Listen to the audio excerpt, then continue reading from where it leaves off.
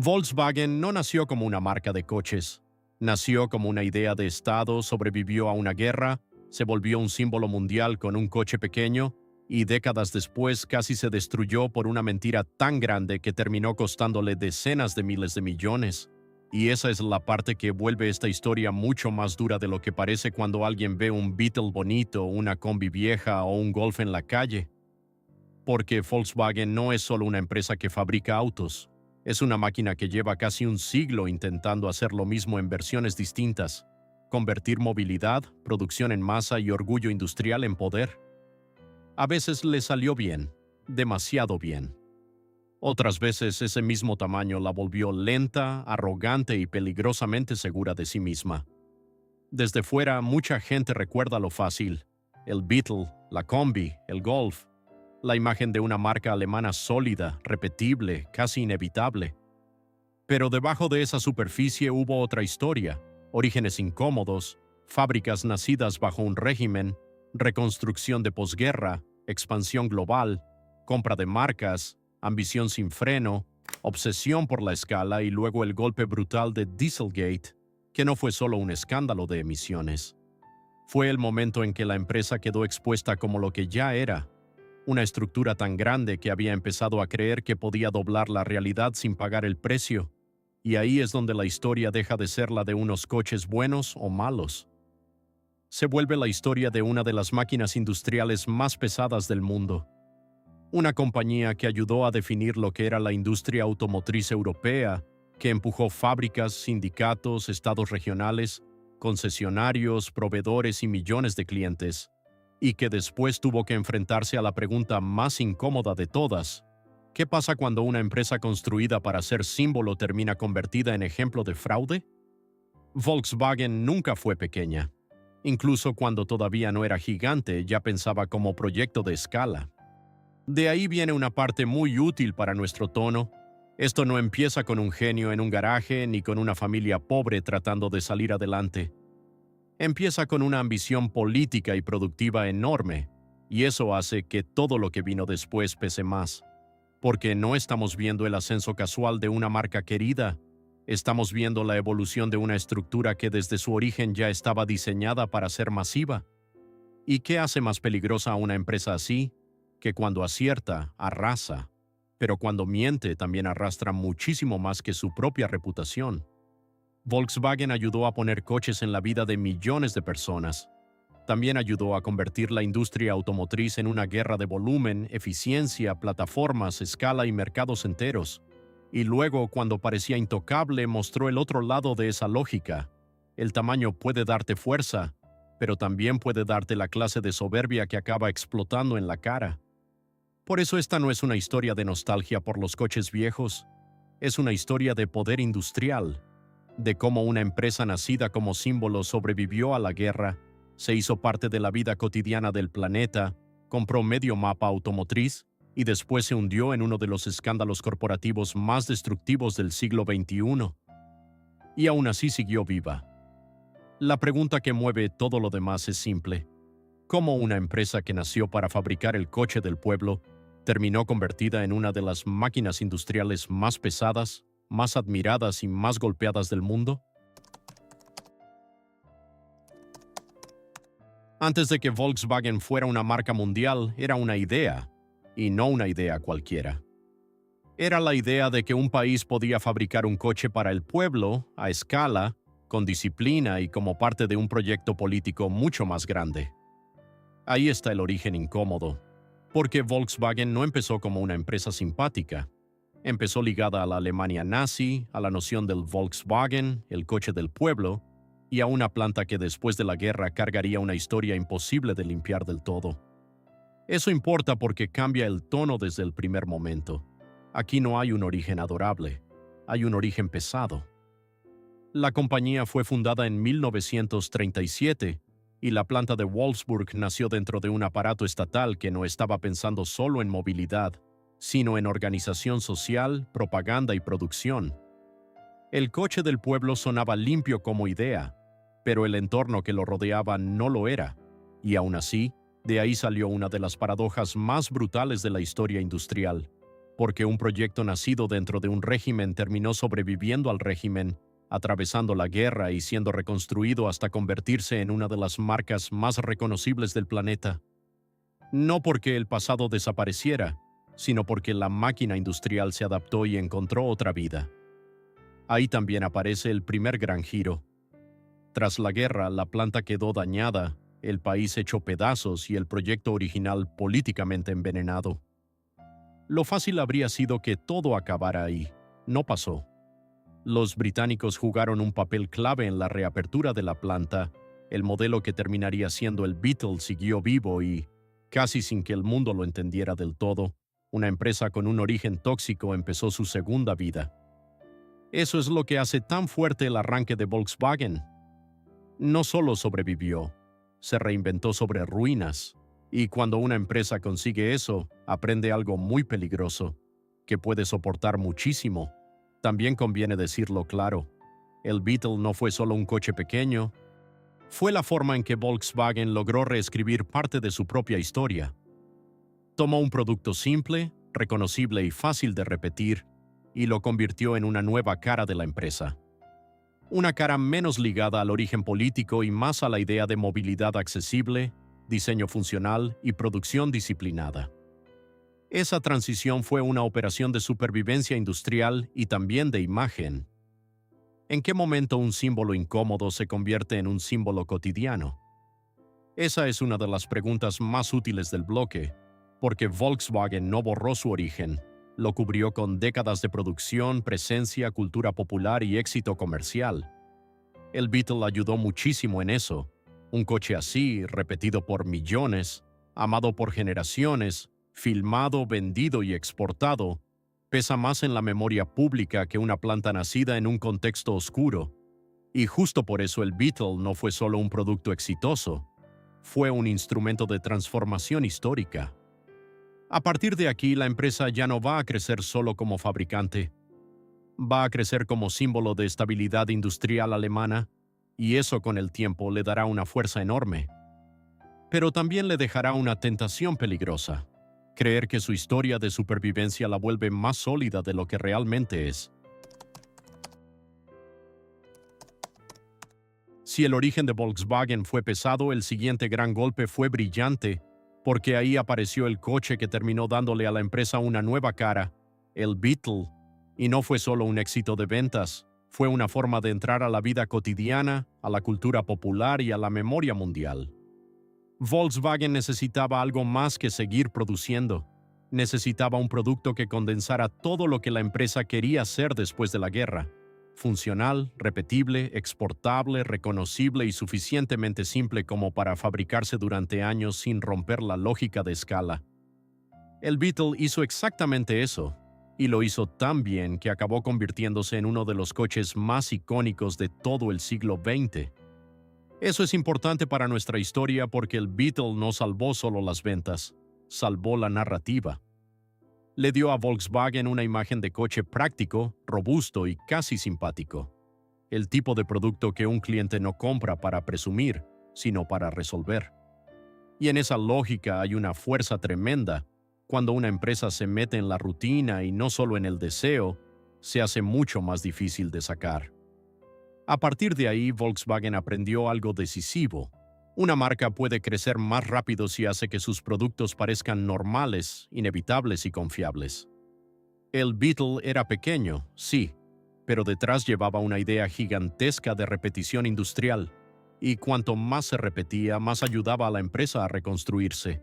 Lo mejor del Beetle para Volkswagen fue que se volvió muchas cosas al mismo tiempo: coche del pueblo, coche simpático, coche fiable, coche de exportación, coche pop, coche de película, coche de generaciones. No todas las empresas consiguen que un producto haga tanto por ellas, y cuando lo logran, ese producto deja de ser solo una línea en la fábrica, se vuelve una plataforma cultural. ¿Y qué pasa cuando un solo coche ayuda a limpiar, simplificar y fortalecer la imagen de toda una empresa? Pasa algo muy útil y muy peligroso a la vez. La empresa empieza a creer en su propia leyenda. Empieza a pensar que el mundo la entiende mejor por lo que vende hoy que por lo que fue ayer. Y esa sensación de legitimidad reforzada será una parte esencial de la historia de Volkswagen durante décadas. Pero el Beetle no lo era todo. Lo importante es que enseñó una fórmula: producción disciplinada, identidad clara, escala, exportación, repetición. A partir de ahí, Volkswagen ya no era solo la empresa del coche del pueblo original. Era una compañía que había encontrado cómo convertir un producto sencillo en poder global. Y una vez que una empresa aprende eso, rara vez se conforma con quedarse quieta. Ahí es donde el bloque deja de ser pura nostalgia. No importa solo que el Beetle fuera bonito o querido, importa que ayudó a fundar una cultura interna de confianza enorme, una cultura de eficacia industrial y de fe en la capacidad de la empresa para diseñar, fabricar y repetir a escala global. Esa confianza después alimentará otras victorias y también, mucho más tarde, parte de su arrogancia. Volkswagen ya no estaba simplemente viva, estaba creciendo con una identidad cada vez más fuerte. Y cuando una empresa con ese peso simbólico entra en una fase larga de expansión, suele empezar a ver el mundo no como un mercado difícil, sino como algo que eventualmente puede ocupar. Después del Beetle, Volkswagen ya no podía vivir solo de un icono. Tenía que convertirse en algo más amplio, más moderno y más flexible. Y ahí es donde entran Golf, Passat, Audi y toda la transformación de una empresa que dejó de apoyarse en un solo coche para convertirse en un grupo automotriz cada vez más grande. Esa etapa importa mucho porque aquí Volkswagen deja de ser una marca fuerte y empieza a aparecer una estructura mucho más seria. En 1965 compró Auto Union, la base de lo que sería Audi. Luego llegó NSU y con eso la empresa empezó a construir algo más ambicioso que un catálogo. Empezó a construir un grupo. El Golf fue un punto central en esa transición, no solo porque sustituyó al Beetle en importancia comercial, sino porque mostró que Volkswagen sabía moverse con el cambio. Motor delantero, tracción delantera, lenguaje nuevo, coche compacto, pero ya plenamente moderno. El paso del Beetle al Golf fue más que un relevo generacional. Fue la prueba de que la empresa no iba a quedarse atrapada en su propia nostalgia. Y cuando una empresa grande demuestra que puede reinventar su producto principal sin perder fuerza, gana muchísimo. Gana credibilidad interna, gana confianza del mercado, gana margen para expandirse y, sobre todo, gana algo más difícil de medir: la sensación de que ya sabe cómo sobrevivir a los cambios. Eso es lo que estaba pasando aquí. Volkswagen aprendía a crecer no solo por volumen, sino por arquitectura de grupo. Marca generalista, marca premium, plataformas, modelos repetibles, diferenciación sin perder eficiencia. Todo eso es menos sexy que un coche icónico, pero es lo que convierte una empresa de coches en una máquina de poder industrial. ¿En qué momento una marca deja de vender autos y empieza a vender estructura? En Volkswagen, ese momento llegó cuando el éxito ya no dependía de un solo modelo, sino de una lógica de portafolio. Y esa lógica luego permitiría otra cosa mucho más agresiva: comprar y ordenar todavía más marcas dentro de una misma casa. Pero antes de llegar ahí, hay que entender lo que esta etapa le hizo a la cultura de la empresa. La volvió mucho más segura de sí misma. La acostumbró a pensar que podía resolver problemas técnicos, de producto y de mercado con suficiente disciplina interna. Esa clase de confianza puede impulsar décadas de crecimiento. También puede incubar soberbia. Eso todavía no estallaba. Al contrario, desde fuera Volkswagen parecía sólida, moderna, perfectamente alemana en su disciplina y cada vez más internacional. Desde dentro iba aprendiendo a jugar una partida más grande. Y cuando una empresa alemana de ese tamaño empieza a sentirse capaz de manejar marca, tecnología, volumen y expansión al mismo tiempo, el siguiente paso casi siempre es el mismo: ir por más. Volkswagen ya no era solo la compañía que había rehecho su imagen con el Beetle, era una estructura que había descubierto cómo adaptarse sin perder peso, y eso la volvía mucho más peligrosa, porque una empresa que cree que puede manejar muy bien el cambio, tarde o temprano empieza a pensar que también puede manejar muy bien los límites. A medida que crecía, Volkswagen empezó a parecerse menos a una automotriz fuerte y más a una máquina que quería ocupar cada nivel del mercado. Y cuando digo cada nivel, hablo de casi todo: coches del pueblo, compactos, premium, lujo, deportivos, utilitarios. Eso ya no es crecimiento normal, eso es hambre de mapa. La lista de marcas dentro del grupo empezó a decirlo todo: Audi, Seat, Skoda, Bentley, Lamborghini, Bugatti, Porsche, Scania, MAN. Cada compra y cada integración movían a Volkswagen en la misma dirección: dejar de competir como una sola marca y empezar a dominar como un ecosistema industrial. Eso es una jugada poderosa porque cambia la lógica del negocio. Ya no dependes solo del cliente que te compra un Golf o un Passat. También juegas en otros rangos, en otros países, en otras aspiraciones, en otros márgenes. Puedes vender volumen y prestigio al mismo tiempo. Puedes protegerte mejor frente a cambios del mercado. Puedes usar escalas, plataformas y músculo financiero de manera mucho más agresiva, pero también pagas un precio, porque cuanto más grande es el grupo, más difícil es moverlo, más compleja se vuelve la cultura interna y más tentador resulta pensar que la escala te protege de casi todo. Ahí está una de las trampas más importantes de la historia de Volkswagen. Ganó tanto que empezó a verse a sí misma como una empresa capaz de controlar demasiadas variables al mismo tiempo. La complejidad no la asustaba, la atraía, y durante mucho tiempo, con razón. Los números, las ventas y la expansión parecían demostrar que el grupo podía seguir creciendo sin romperse. ¿Y qué hace una empresa cuando vender mucho ya no le alcanza? Compra más, absorbe más y se vuelve todavía más pesada. Ese fue el movimiento. Volkswagen dejó de ser solo una gran automotriz europea. Se convirtió en una de las estructuras industriales más pesadas del planeta. Y las estructuras así no solo fabrican productos, fabrican relaciones con estados, regiones, sindicatos, proveedores y redes financieras enteras. Se vuelven parte del cuerpo económico de un país y del sector. Eso ayuda a entender por qué el futuro golpe sería tan enorme. Porque un escándalo en una empresa pequeña daña a la empresa. Un escándalo en una máquina sí sacude a medio ecosistema. Pero todavía no estamos ahí. Antes del desastre había poder, había ambición, había la sensación de que Volkswagen podía llegar a la cima del mundo automotriz y quedarse ahí. Y durante un tiempo lo consiguió. Se convirtió en una de las mayores fabricantes del planeta y en un grupo que parecía tener la mezcla perfecta de marcas, volumen, prestigio y disciplina. Ese es exactamente el punto más peligroso para cualquier gigante. El punto en que la fuerza deja de sentirse como ventaja y empieza a sentirse como derecho. El punto en que una empresa ya no se pregunta si puede hacerlo, sino cómo lo hace más rápido. El punto en que la cultura del grupo puede empezar a tolerar cosas que no debería tolerar. Volkswagen estaba entrando ahí sin admitirlo. Cada marca sumada, cada plataforma, cada expansión, cada victoria comercial reforzaban una idea interna muy potente. Somos demasiado grandes, demasiado buenos y demasiado disciplinados como para tropezar de verdad. Y justo cuando una empresa empieza a pensar así, es cuando más cerca suele estar del golpe. El golpe se llamó Dieselgate, y no fue solo un escándalo.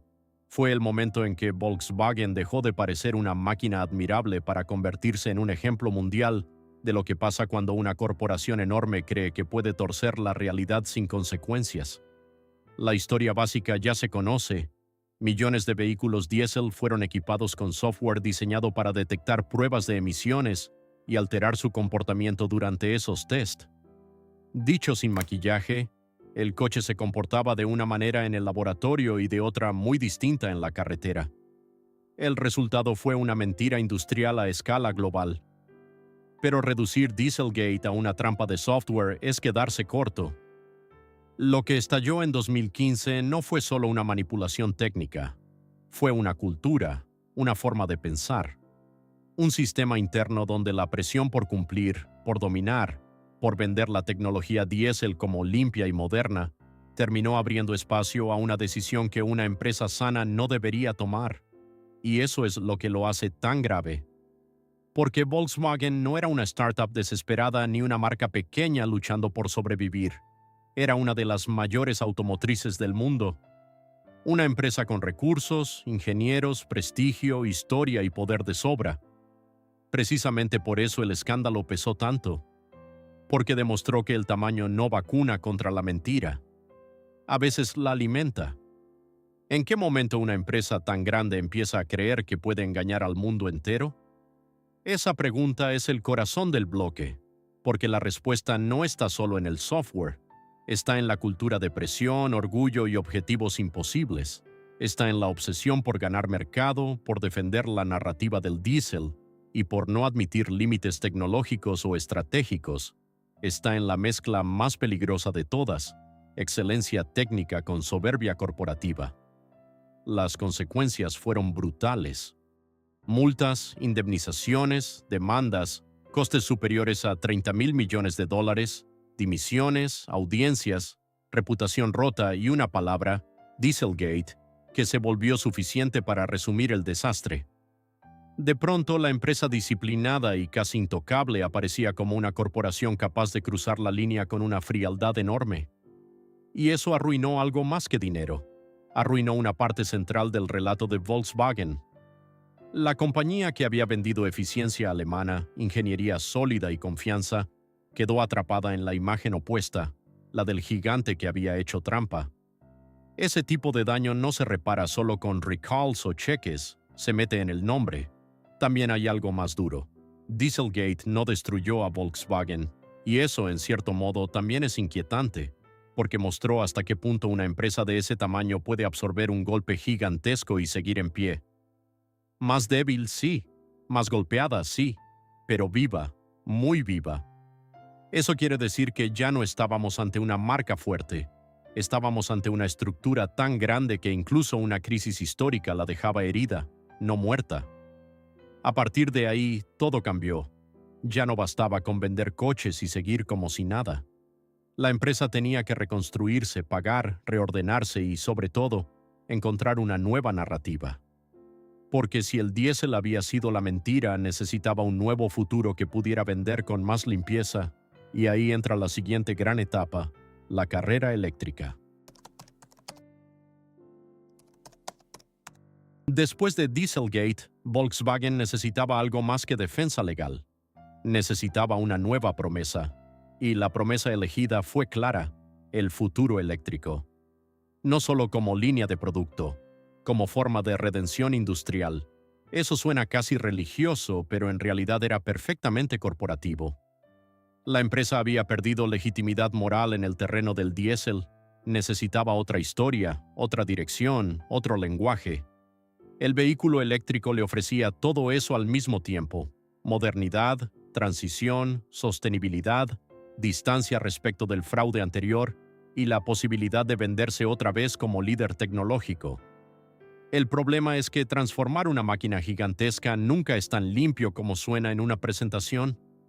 Volkswagen no era una startup de EV, era un grupo inmenso, lleno de fábricas, proveedores, marcas, sindicatos, culturas internas y cadenas industriales construidas durante décadas alrededor del motor de combustión. Cambiar eso no era apretar un botón, era reescribir una parte enorme de su cuerpo.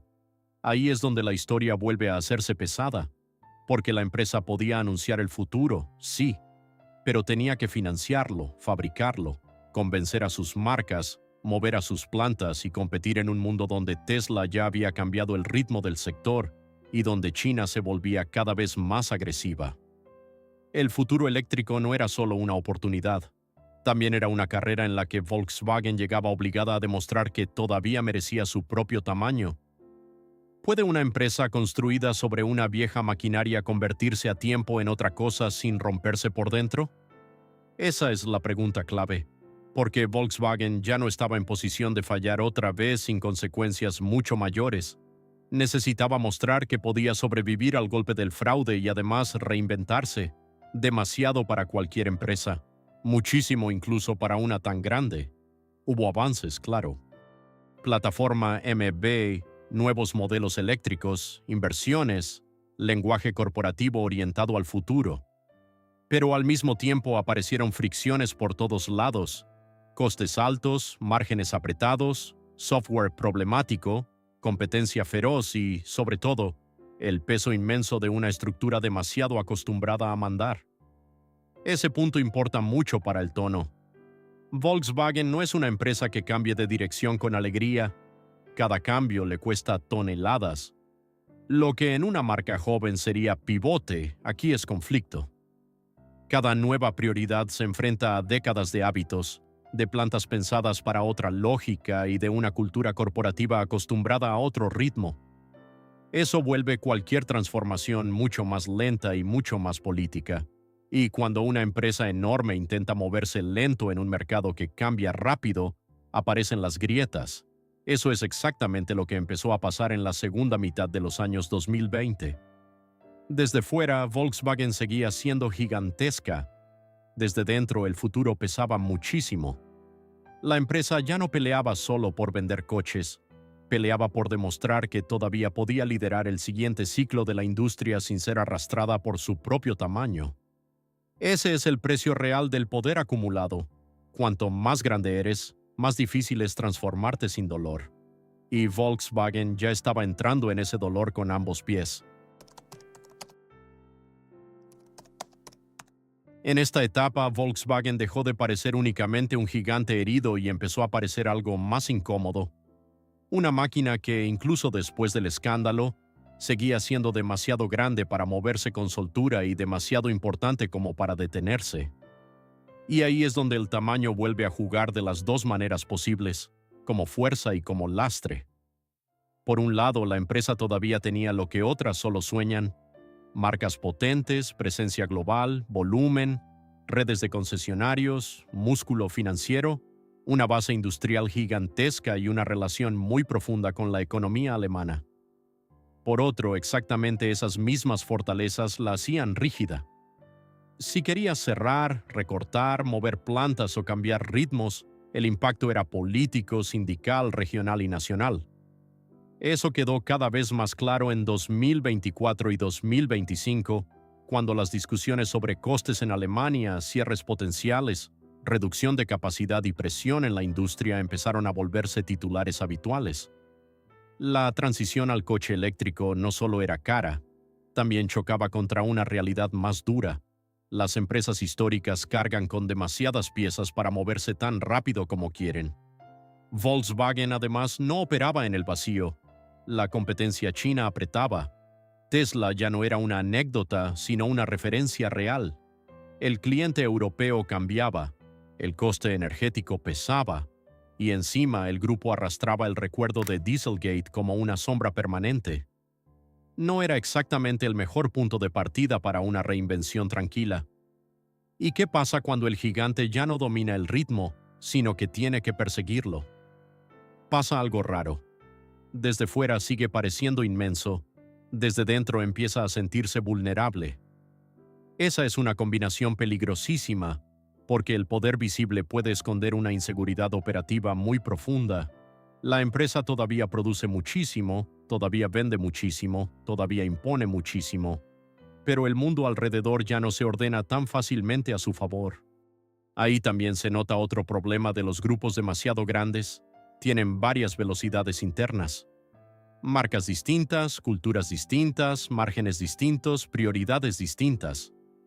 Lo que para una parte del grupo es transición, para otra es amenaza. Lo que para un ejecutivo es estrategia, para una planta puede ser supervivencia. Y en esa pelea interna se va desgastando una enorme cantidad de energía. Volkswagen llevaba décadas acostumbrada a marcar línea.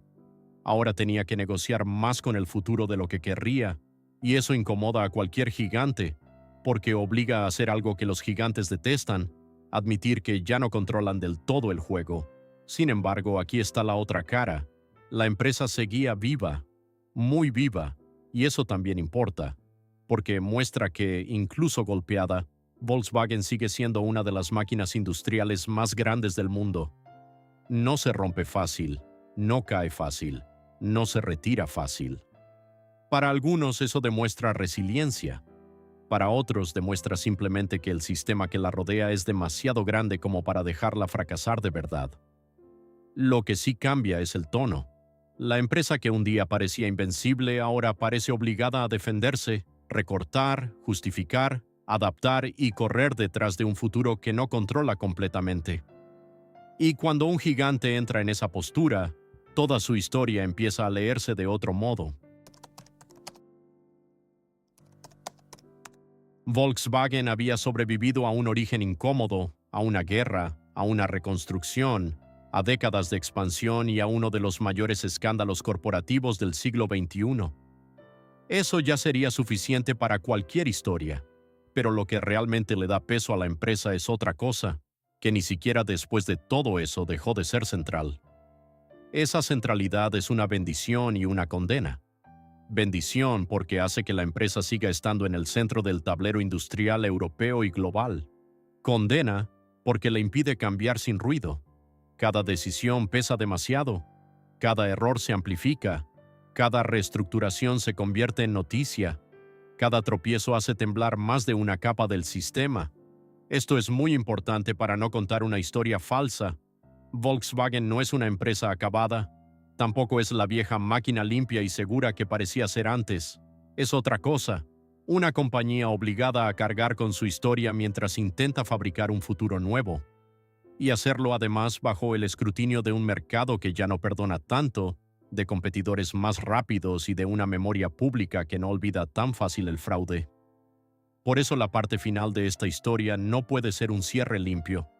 No hay redención total, no hay caída definitiva.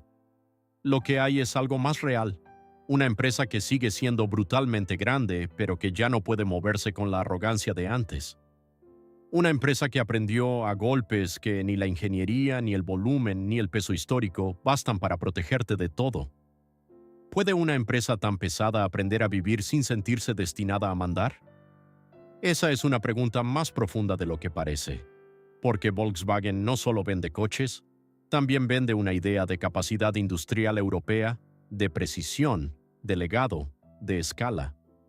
Cuando una empresa así pierde el aura de infalibilidad, no pierde solo reputación, pierde una parte del mito que ayudaba a sostenerla. Eso no quiere decir que el mito haya desaparecido por completo. Sigue ahí. En el Golf, en Porsche, en Audi, en la red industrial, en la potencia del grupo, en la presencia global. Pero ya no es un mito limpio. Está atravesado por el recuerdo de Dieselgate, por la presión del coche eléctrico y por la sensación de que el gigante tiene que justificarse más que antes. Y quizá esa sea la mejor forma de mirar a Volkswagen hoy. No como una marca que fracasó, ni como una que ya se salvó del todo, sino como una máquina que sigue rodando mientras carga demasiado peso encima. Su origen, sus éxitos, sus mentiras, sus marcas, sus plantas, su futuro y su propio tamaño. Ahí es donde la historia se vuelve más dura, porque la empresa que quiso fabricar el coche del pueblo terminó fabricando algo mucho más difícil de manejar, una estructura tan grande que incluso cuando avanza lo hace cargando toneladas de pasado. Y cuando una empresa llega a ese punto, la verdadera pregunta ya no es ¿qué coche venderá mañana? La pregunta es si todavía puede rediseñarse sin romperse por dentro. Al final, Volkswagen no se queda en la cabeza como la del Beetle ni como la del escándalo del diésel. Se queda como algo más pesado y más interesante, una empresa que casi siempre fue demasiado grande para ser simple. Eso es lo que conecta todo. El origen político incómodo, el Beetle como lavado de imagen industrial, el salto al Golf y al grupo moderno, la obsesión por crecer y comprar, Dieselgate como derrumbe moral, la transición eléctrica como intento de nueva legitimidad. Todo forma parte de una misma lógica. Volkswagen siempre quiso ser más que un fabricante. Quiso ser sistema y lo consiguió. Durante décadas convirtió coches, marcas y fábricas en una estructura que parecía capaz de ocupar casi todos los niveles del mercado. Lo hizo tan bien que llegó a creerse intocable. Ahí estuvo el problema. Porque cuando una empresa deja de sentirse fuerte y empieza a sentirse con derecho a seguir ganando pase lo que pase, la línea entre ambición y fraude se vuelve peligrosa. Pero tampoco sería honesto contar la historia como una simple caída. Volkswagen sigue viva, sigue enorme, sigue central, sigue produciendo y vendiendo a una escala que la mayoría de las compañías ni siquiera puede imaginar. Eso obliga a tomarla en serio. Mucho más en serio que si hubiera colapsado del todo, porque las estructuras que sobreviven a golpes así suelen aprender, sí, pero también suelen conservar una parte de la lógica que las metió en el problema. Por eso esta historia no es moralista. No es la empresa mala cayó por mentir. Tampoco es el gigante se reinventó y todo quedó atrás. Es más incómoda que eso.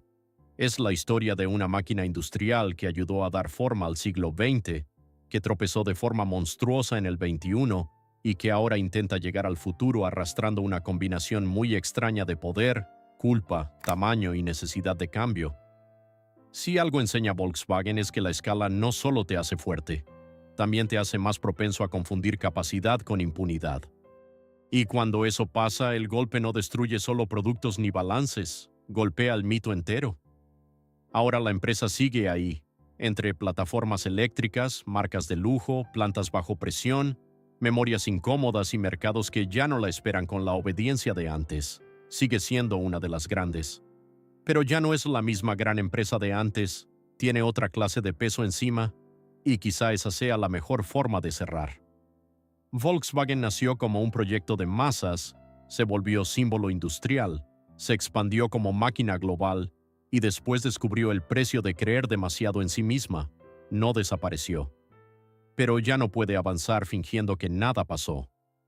La pregunta final, entonces, no es si Volkswagen seguirá existiendo. Seguramente sí. La pregunta real es otra. ¿En qué momento la empresa que quiso fabricar el coche del pueblo terminó convertida en una de las máquinas industriales más pesadas, más admiradas y más desconfiadas del mundo? Si te gustó esta historia, deja tu like, suscríbete al canal y entra a los otros videos, porque aquí vas a encontrar muchas más historias como esta.